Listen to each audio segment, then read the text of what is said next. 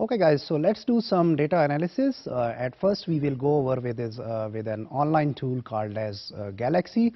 It also has a standalone application, but later on I would expect you to go through these softwares through using your Linux commands, so which we will cover in some later half of this course. Galaxy is an open source framework which integrates many databases and different tools.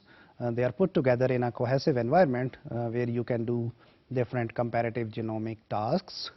So here is if you go to Galaxy website, first of all you see this page where we have different options. So you can use Galaxy while clicking this link. You can get its application on your system. You can learn through different tutorials. You can get involved into their projects, so they have a lot of room for developing new tools and putting them together. If we look into Galaxy interface, it is divided into 3 pans. Left pan is where the softwares and tools are there. In the middle you can see where different menus appear, so you can choose from those menus, and towards right is the history of your ongoing projects. Here is how it looks like. So towards left, if we look towards left hand side, we have these tools which are there.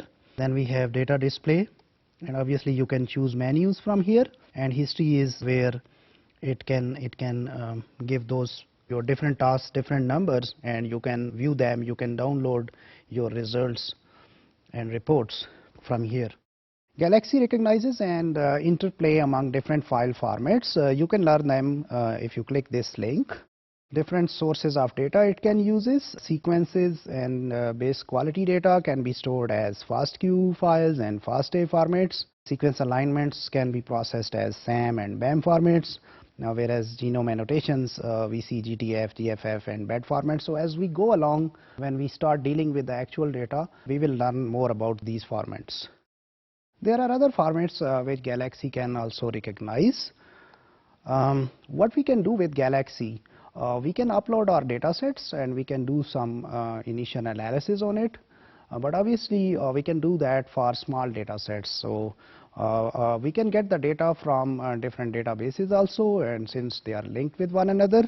And as far as data loading is concerned, we can directly upload our data from a local directory, but for big data sets we might want to use transfer protocols, file transfer protocols, FTPs or HTTPs.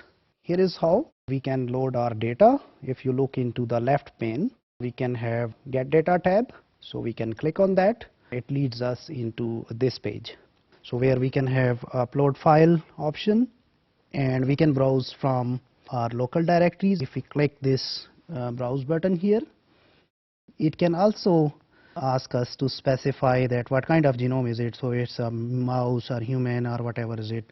So we need to also specify that. Once we press execute, it can upload our data. As far as the file format is concerned, we can specify which file format is coming, or we can put it, or we can leave it as default, which is auto detect, so it can detect which formats are there.